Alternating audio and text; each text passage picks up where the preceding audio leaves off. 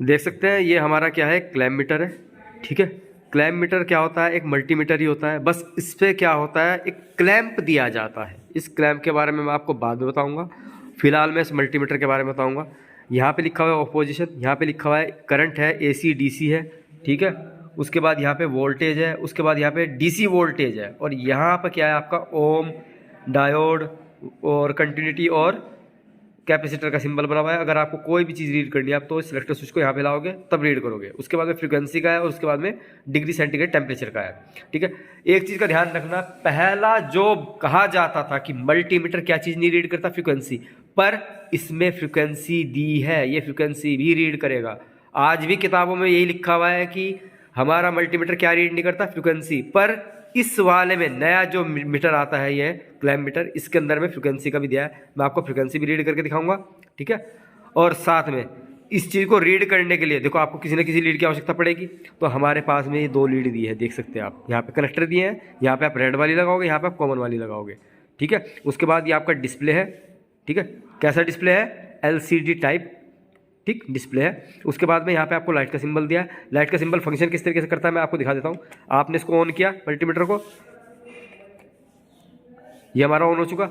अगर मुझे कुछ चीज़ नहीं दिखाई दे रही है, रात का टाइम है, तो मैं क्या करूँगा, इसको दबाऊंगा तो डिस्प्ले के अंदर लाइट आ गई। साथ में इसमें एक लाइट यहाँ पे भी दी जाती है जिससे कि आप वायर वगैरह को देख सको।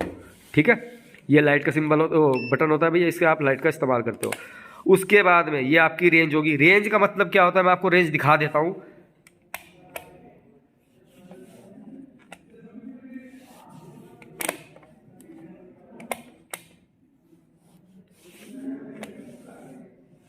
देखिए, अगर इस टाइम में आपसे बात की जाए कि आप कितनी वोल्ट पढ़ सकते हो, तो ध्यान रखना आप फिलहाल 9 वोल्ट तक ही रीड कर पाओगे। क्यों, क्योंकि इसकी जो स्टार्टिंग है वो 0.00003 तक है। ठीक है, तो यानी कि अगर मैं इससे ज़्यादा करंट पढ़ना, वोल्टेज पढ़ना चाहूँ तो मैं नहीं पढ़ पाऊंगा। क्यों, क्योंकि यहाँ पे पॉइंट आपका यहाँ लगा हुआ है 9 के सॉरी 9 वोल्ट से ऊपर आप नहीं पढ़ पाओगे। पर आप क्या करोगे, रेंज को सिलेक्ट करोगे तो देखिए अब कितनी पढ़ सकते हो, 99 वोल्ट तक आप पढ़ सकते हो, दिखाई दे रहा होगा क्लियर। उसके बाद जैसे आप दोबारा दबाते हो तो क्या होगा, आप 999 वोल्ट तक पढ़ सकते हो, और जैसे आप तीसरी बार दबाओगे तो आप 9999 वोल्ट तक रीड कर सकते हो। तो ये रेंज, ये चीज़ होती है कि आप इस मीटर की परास को बढ़ा रहे हो। ठीक है, अच्छा इसमें एक साइड में यहाँ पे देखिए होल्ड का बटन दिया है। ठीक है, देख पा रहे होंगे ये होल्ड का बटन है। इससे क्या होता है, इससे जैसे कहीं आप ऐसी जगह पे हो जहाँ पे आप मीटर को सही से पकड़ नहीं सकते, रीडिंग देख नहीं सकते, तो आप क्या करते हो, जिस टाइम पे रीडिंग लेते हो उसके बाद आप होल्ड का बटन दबा देते हो।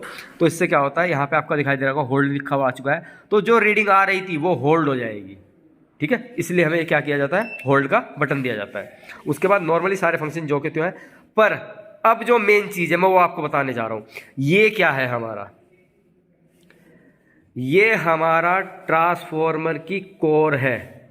ठीक है, ट्रांसफॉर्मर की कोर मतलब ये देखो, आप सभी जानते हैं कि जो ट्रांसफॉर्मर बनाया जाता है वो कैसे बनाया जाता है, कोर को लैमिनेट करके बनाया जाता है। ये तो इसकी एक वाइंडिंग तो आपको दिखाई दे ही नहीं रही होगी। ठीक है, वो कहाँ है, वो इस मीटर के अंदर लगी हुई है, जो आपकी सेकेंडरी वाइंडिंग है।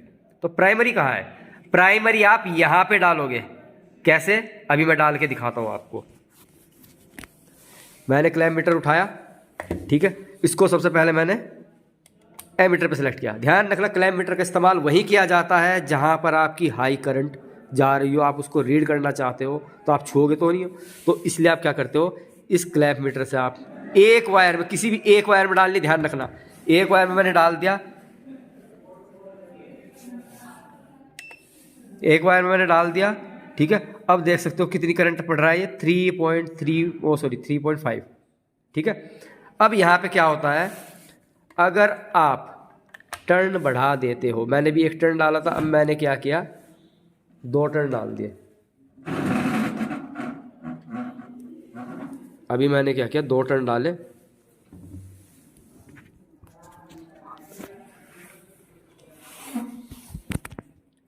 देखिए अभी मैंने 2 टर्न कर दिए भाई, पहले सिर्फ सिंगल था, सिंगल के बाद मैंने डबल कर दिया। अब डबल करने के बाद जैसे ही मैं इस क्लैम्प मीटर को इस्तेमाल करता हूँ दोबारा से, तो अब जरा रीडिंग पढ़िएगा। पहले 3.5 थी, अब 7 एम्पियर। ठीक है, अब मैंने क्या किया, 1 2 यानी कि 3 टर्न कर दिए, ठीक है। 3 टर्न जब मैंने किए, अब मैं अगर रीडिंग पढ़ूं तो 10.7 एम्पियर। यानी कि जैसे जैसे आप टर्नों की संख्या बढ़ा रहे हो, ये आप क्या कर रहे हो, प्राइमरी कोयल में टर्नों की संख्या बढ़ा रहे हो आप, ठीक है। तो जिस वजह से क्या होता है, जैसे आपने 3 टर्न दिए तो इसने 3 टर्न के हिसाब से आपको रीडिंग दे दी, ठीक है। सेकेंडरी इसके अंदर लगी हुई है, सीटी है क्योंकि ये, ठीक है। तो इसने क्या किया, इसको 10 वोल्ट पढ़ दिया। जैसे आपने 1 टर्न कम किया, 1 टर्न कम करते कितना हुआ, 7 वोल्ट हुआ, ठीक है। और जैसे आपने ये तीसरे वाला टर्न भी निकाल दिया, सिर्फ 1 टर्न डाला तो क्या हो गया, सिर्फ 1 टर्न की इसने रीड करी है। तो ये कंफ्यूजन रहता है कि मल्टी जो आपका क्लैम्प मीटर होता है, अगर इसमें टर्नों की संख्या आप बढ़ाते हो तो क्या रीडिंग बढ़ती है, बिल्कुल बढ़ती है। मैंने आपको प्रैक्टिकली दिखा दिया है किस तरीके से बढ़ती है, ठीक है। अब मैं होल्ड का बटन दबा देता हूं,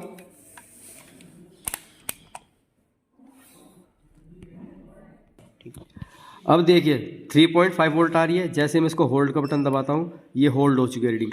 अब मैं इसको यहाँ से हटा करके बाहर लेकर के आ गया हूँ, तब भी आपको क्या दिखाई दे रहा है, 3.5। वायर कोई नहीं गया हुआ है, देख सकते हैं आप, इसके अंदर वायर कोई नहीं है, ठीक है। तो इसमें आपको क्या दिखाई दे रही है, 3.5 वोल्ट, ठीक है। वायर देख सकते हैं आप, कोई नहीं है, ये होल्ड हो चुकी है रीडिंग, ठीक है। इसलिए आपको क्या दिखा रहा है, 3.5 वोल्ट, ठीक है। इस तरीके से क्या होता है, क्लैम्प मीटर आपका काम करता है। बाकी सारे फंक्शन जो कि क्यों है नॉर्मली